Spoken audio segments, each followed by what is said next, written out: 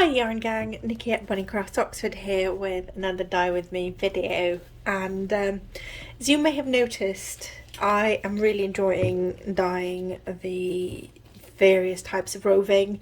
So I have some roving in my pan over here, and it's 100 grams of non-superwash Andes top, and it's white Andes top. It's the last one of these that I have, and I thought I'm going to dye this using some leftover dyes that I have. This is my half-sized catering pan, and it's got just enough water to cover the roving. It has about a teaspoon of citric acid. It's some leftover bath dye bath that I had from another project that I just popped this in, and I put this in like a little sort of snail circle pattern, and I'm just gonna go for it. So I have a little bit of just leftover gold ochre, and you can see there's a bit at the bottom that I just can't get to dissolve. I don't know why that is. I keep stirring it and it's just still there. I have a mix of, I have no idea what this is. It's just a jar of leftover sort of browns and oranges and yellows. And then I have some undisclosed salmon. I don't know whether this is, oh, so I've written it down. So it's salmon plus jacquard pink. So yeah, it's just a little bit of everything. And I have my trusted turkey based dye.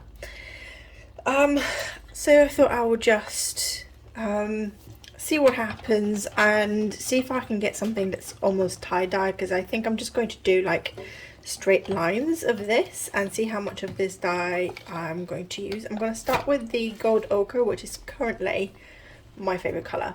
And this, so this is actually, I just recently did a 1% solution of gold ochre, and as I was pouring it, this is what I had left over just sort of on the side of the pouring it into its bottle. This is what I had left over on the side of the jar. And yeah, I'm a bit annoyed by all the little bits and pieces. I don't really quite understand why. I'll tell you what, jacquard yellows do this. Every now and again there's just this sedimenty bit of dye that doesn't seem to want to dissolve. So let's see what happens. I'm literally just going to start applying this way.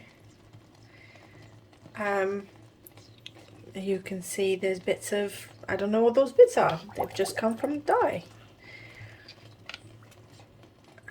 I'm a little bit annoyed, I'm not gonna lie.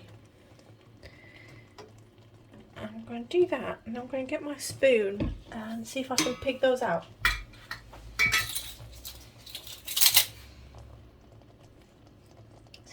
It's just I don't know what those are. It's just dye. But I'm so confused. Because yeah, it's like brown dye that as soon as I touch it, it dissolves on the fibre. Very interesting. Okay, I'm just going to keep adding. I'm just going to go over these. Because I want to try and see if I can get as much of the dye to penetrate through to the other side, because I'm not flipping this. Actually, I know a few of you dye roving and fibre like this, particularly Sadie. This question's for you if you're watching this. Do you ever flip these? I don't know if I'm ever brave enough to flip these things.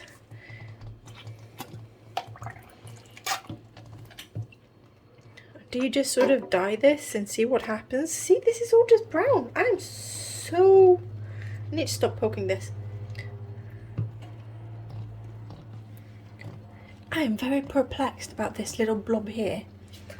Not that I mind, because it kind of goes with the whole colour, but it's still confusing. Let's see if I can...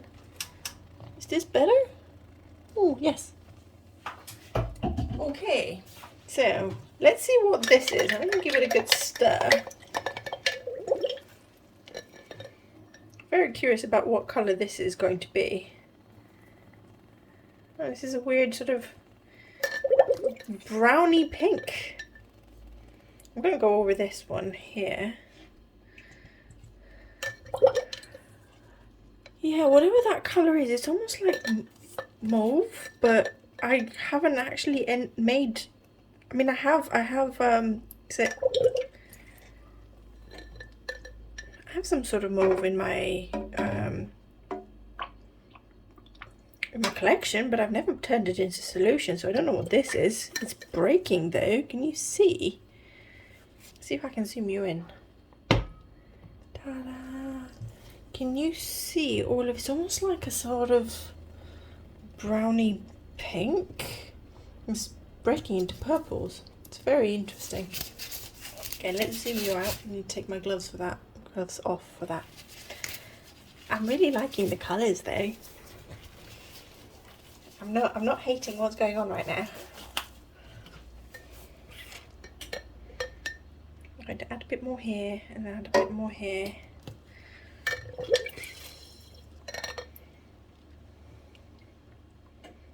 Sort of poke it around the edges. I'm going to try and like use up all of the jar because it's quite a dilute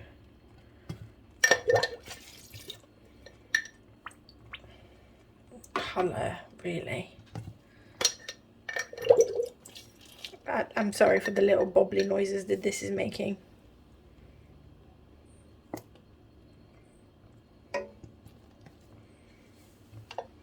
I really like this.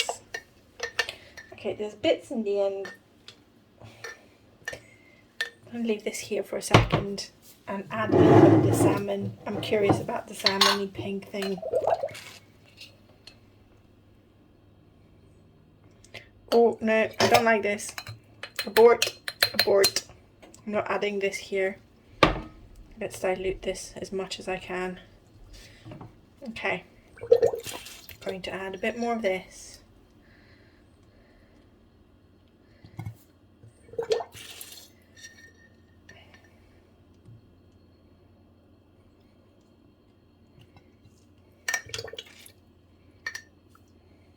I guess this is going to, this is kind of looking autumny, isn't it? I think it is. Let me just poke things through. What I might do. So this is the gold ochre that I had this left over from. So I'm just, oh, that's not what I want to do. I want to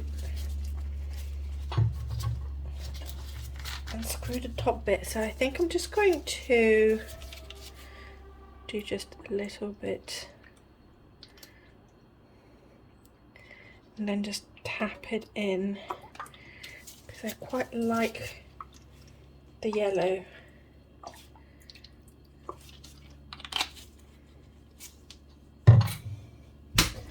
Just use this to tap things in. I am just talking to myself now mostly. I am starting to think that what is in the big jar here is some leftover from Dharma Cabernet, possibly mixed with something else. Because Dharma Cabernet starts this weird brown colour and then turns into these beautiful purples.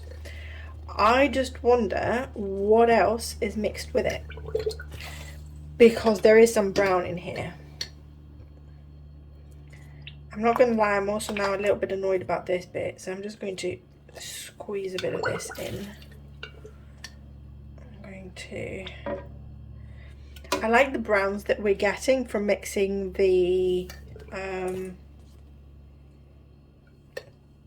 what I'm assuming is some version of Cabernet. I'll tell you what I'm going to do. I've got a little bit left of this, so I'm just going to pour it.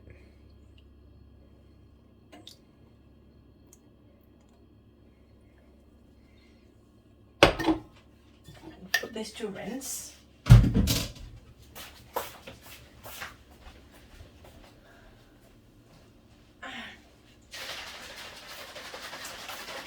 actually have some 1% Cabernet. And so do you see what I mean when I say it just looks brown until it hits heat? So I'm just going to pour just a very little bit and then tap it through because I want this colour in here now.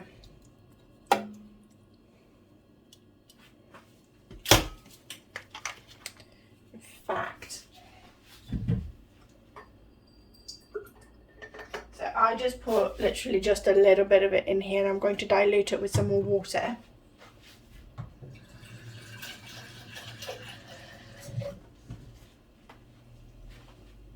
Yep. So this was just a very, very light solution of Damask Cabernet. There you go. I may regret putting this in here because Damask Cabernet bleeds. Oh boy, does it bleed. I'm happy with this. I'm going to leave this as is. And I'm going to leave this here now for half an hour to just bubble gently away. And then I will rinse it and we'll see what happens. Hello. Well, here's our dry fibre, and I did not expect this. I don't know about you, but I didn't really expect these colours when the roving was dry, and I'm eternally pleased. I think it is absolutely gorgeous. It is a little bit more muted than what is coming up on the camera. As you know, my camera tends to just sort of brighten colours a little bit. But yeah, I think I absolutely love the sort of burnt orange colours that we get here when the Cabernet mixes. I love the deep sort of pinky purples. I love the very sort of the very pastel purples, blue pinks. I think I love everything about this. The ochre is just gorgeous. I'm madly in love with this colour. I'm really pleased as well with just how sort of soft and bouncy the fibre is, and it's nice and smooth. So I'm definitely getting better at dyeing this well and, you know, not felting the fibre and things. So yeah, I'm having one of these moments where part of me wants to keep this for myself and part of me wants to put this up on the shop. I think I'll probably end up putting it up on the shop. I have so much fibre already that I need to spin, and with having just the nano still, it's I don't want to spin it in like little skeins, so I can't just keep accruing fibre while I'm also saving to buy a full-size spinning wheel. Well, a full-sized e-spinner. I'm not going to buy a full-size spinning wheel because I currently don't have the space for a spinning wheel. I also don't have the sort of 370 to 500 pounds for a full-size spinning wheel, because I know I'm not going to buy the 370 pound wheel. I'm going to end up getting like a 500-600 pound Ashford spinning wheel or something. The other thing, and I'm sure that anyone that spins will agree, is I've never really spun on a spinning wheel, so I don't want to buy something that I haven't had the chance to sit down and spin on. And there is one shop in Oxfordshire that I know, which is out in Witney, that has spinning wheels. I think they only have Ashfords, but I would still like to just go and test it out before, you know, because it's a big investment. While with the e-spinner, I feel a lot more comfortable getting it and knowing that I'll figure it out and it will be comfortable because it just sits on the table.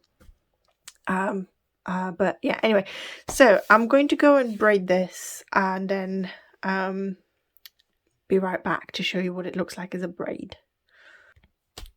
Ta-da! I'm also getting a lot better at braiding the fibre and not having it look messy and actually having it look like a braid. I'm seeing it like this now, It is just so pretty. I think the white that we have remaining is going to really tone it down even more as it's spun.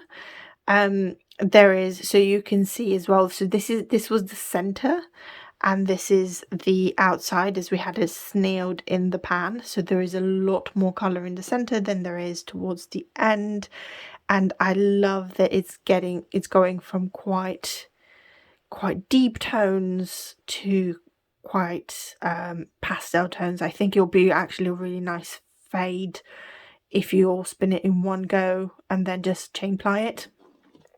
But yeah, this is my little autumnal oh, you can see I'm wearing my Batman pajamas. So yeah, this is my autumnal fibre, just in case I forgot. So this is 100% non-superwash Andes, white Andes top, and I absolutely love it. It's also a very, very fine fibre. It's yeah, it's super soft. I think it'll make a lovely sort of cowl or a scarf or even mittens actually. But yeah, so I hope you enjoyed this video, and I hope you enjoyed my continuing foray into the world of fibre and spinning and dyeing fibre for spinning, or felting as well if you're so inclined. If you are new, then welcome. Please do subscribe so that you don't miss any other content. Hit the notification bell, give us a thumbs up. New or returning viewer, thumbs up. It really helps. It's the best thing that you can do to help me grow the channel and reach more people and produce more content. If you want to support the channel further, in the video description below, you can find links to the shop where this is going to be uploaded, and you can also find links to buy me a coffee. So thank you again for joining me, and I'll see you next time. Bye bye.